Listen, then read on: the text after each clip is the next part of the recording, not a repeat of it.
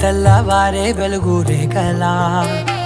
పచ్చ పచ్చ పచ్చి మట్టి బొమ్మలా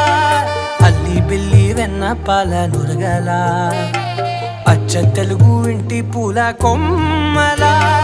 దేవదేవుడే పంపగా ఇలా దేవతే మా ఇంట అడుగే పెట్టెనంట బ్రహ్మ కళ్ళలో కాంతులే మా అమ్మలా మా కోసం మళ్ళీ లాలి పాడేనంట.